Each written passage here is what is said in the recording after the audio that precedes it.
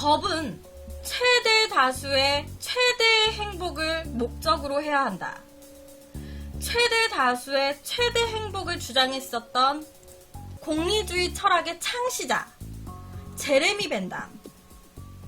이 제레미 벤담의 사상은요, 미국뿐만이 아니라 전 세계적으로 굉장히 막대한 영향을 끼친 사상입니다. 최대 다수의 최대 행복. 오늘은 이 제레미 벤담이라는 분에 대해서 이야기를 하려고 합니다. 이 제레미 벤담이라는 분은 어려서부터 굉장히 남달랐다고 해요. 1748년 런던의 부유한 가정에서 태어나가지고 3살 때는요, 영국 역사책을 다 읽었대요. 3살 때. 그리고 4살 때는요, 라틴어 교육을 받았고요. 1년이 지난 5살 때는 그리스어와 이 라틴어를 다 마스터했대요. 1년 만에.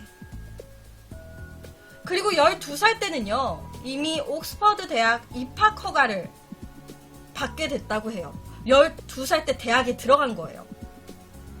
그리고 15살 때는요, 그 대학을 졸업했습니다. 3년 만에.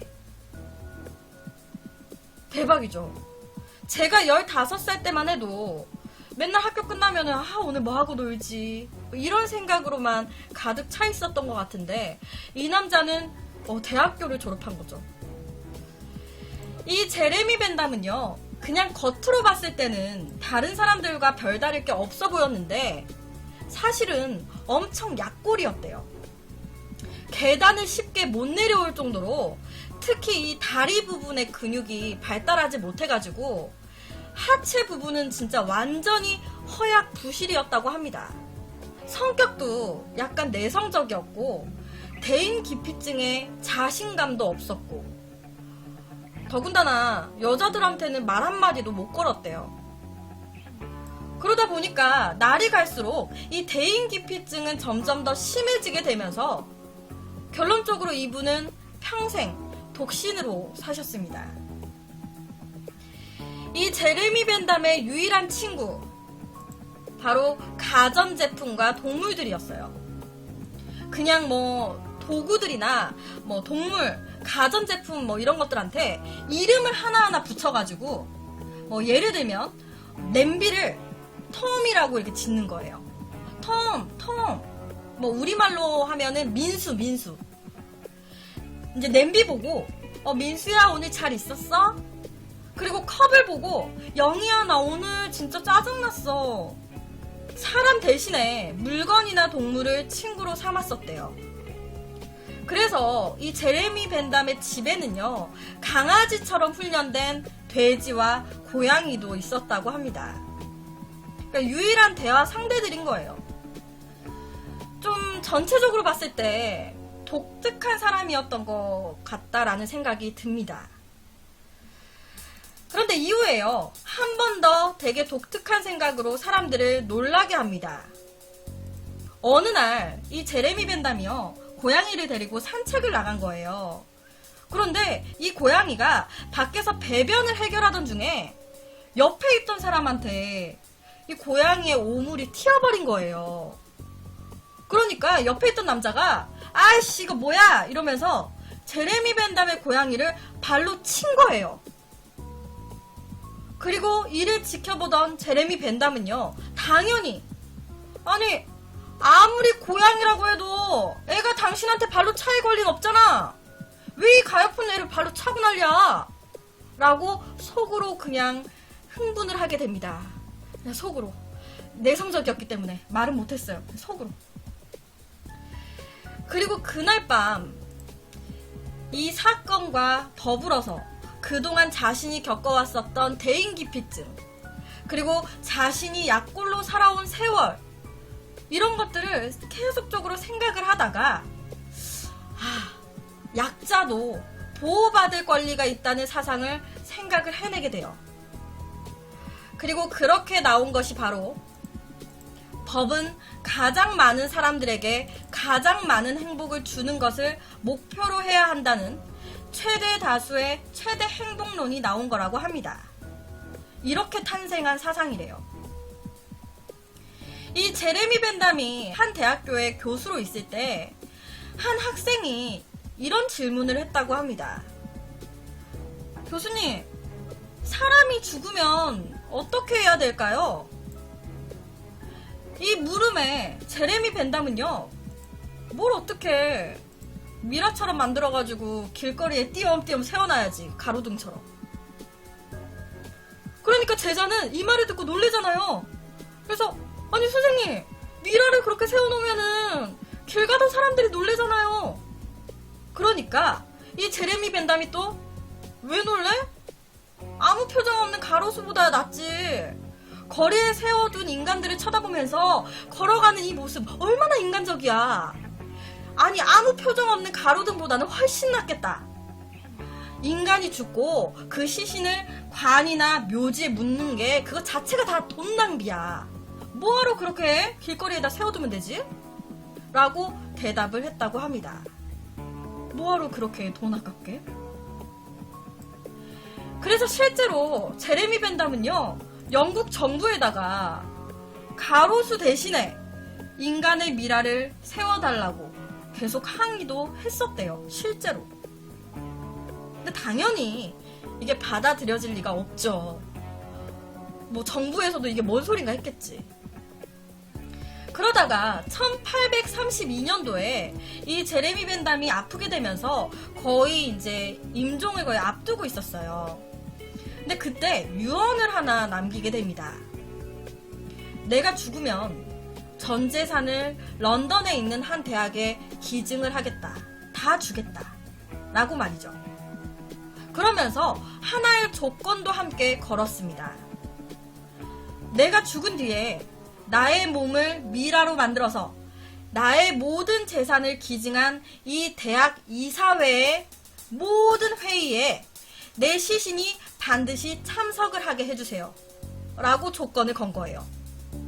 내가 그 대학에 다 내 재산을 기증할 테니 그 대학의 이사회 회의 때 내 시신이 반드시 참석할 수 있게 해달라. 왜 이런 제안을 했냐면 자신이 기증한 돈의 쓰임새를 감시하기 위해서. 자기가 기증한 돈이 쓰이려면 회의를 하게 될 거 아니에요. 그런 회의 때 나의 죽은 이 몸이 다 참석하게 내 시신을 미라로 만들어서 다 볼 수 있게 해달라 라고 남긴 거예요. 그리고 이것뿐만이 아니라 이 미라를 만들 때 해부를 하게 되잖아요. 그때도 혹시나 자기의 장기가 바꿔치기 당하거나 아니면 내 장기를 의사가 돈 받고 팔 수도 있잖아요. 그러니까 그렇게 못하게 하려고 시신의 해부 과정도 자기의 몇 안 되는 친구들이 다 보게끔 유언을 남겼습니다. 그래서 실제로 제레미 벤담이 사망하고 나서 친구들이 해부 과정을 다 봤다고 해요. 친구들은 곤욕이죠. 밥 안 넘어가죠. 당시에 이 의사들이 이 제레미 벤담의 시신에 장기를 다 뺐고요.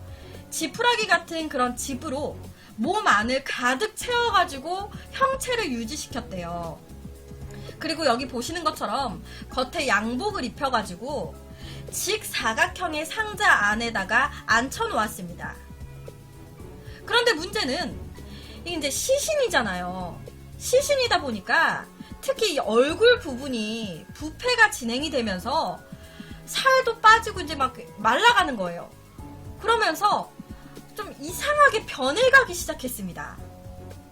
이 몸은 집을 가득 넣어서 괜찮은데 얼굴이 너무 흉측하게 변해간 거예요. 이 눈은 파란 색깔 플라스틱을 끼워가지고 이제 유지를 시켰는데 이 양쪽 볼은 너무 피가 엉겨 붙어가지고 말라가는 이런 상태인 거죠. 좀 흉측하죠. 그래서 고민하다가 의사들이 몸에서 얼굴을 떼어내고요. 벤담의 밀랍으로 만든 가짜 얼굴 모형을 위에다가 붙였습니다. 그리고 실제 벤담의 머리는 다리 사이에 이렇게 다리 사이에다가 이제 바닥에다가 놓아놨어요. 이 벤담의 미라는요 200년이 훌쩍 지난 상태입니다. 하지만 현재까지도 이 모습을 그대로 유지를 하고 있대요. 지금 옆에 이사회 회의하는 거예요. 실제로 진짜 현재 대학 이사회 회의까지도 옆에처럼 다 자리를 지키고 있다고 합니다. 정말 무서워서 회의에 집중 안 될 것 같아요. 이 제레미 벤담의 돈도 절대 허투루 쓸 수가 없을 것 같습니다. 이렇게 딱 앉아가지고 보고 있으면. 한 번도 회의 자리에 빠지지 않고 참석했다는 이 제레미 벤담이 딱 한 번 불참한 적이 있었대요. 회의에. 당시 미라가 있어야 할 그 자리에는요, 큰 글씨로 휴가 중이라고 써져 있었는데, 알고 보니까 딱정벌레 떼가 런던을 기습했을 때 이 유리관 속까지 딱정벌레가 침투를 한 거예요.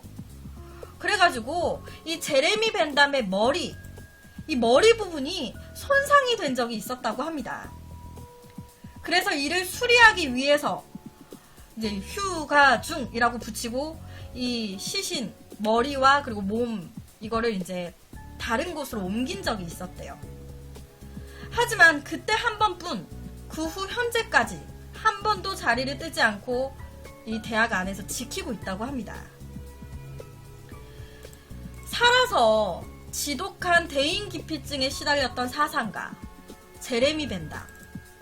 때로는 좀 그의 사상이 좀 기괴한 방법으로 표출이 되기도 했는데 오히려 그의 기괴한 이런 행적이 최대 다수의 최대 행복이라는 그런 불변의 진리를 만들어냈습니다.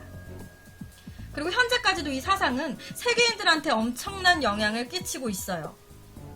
정말 다큐멘터리로도 정말 많이 이렇게 다뤄졌었고, 뭐 이런 미라에 대해서 다뤄진 게 아니라 이 사상에 대해서, 그리고 이 사상가에 대해서 또 많이 이제 또 공부도 하고 있죠. 그래서 오늘은 미라의 상태로 현재까지 살아가고 있는 사상가 제레미 벤담에 대한 이야기를 가지고 왔습니다.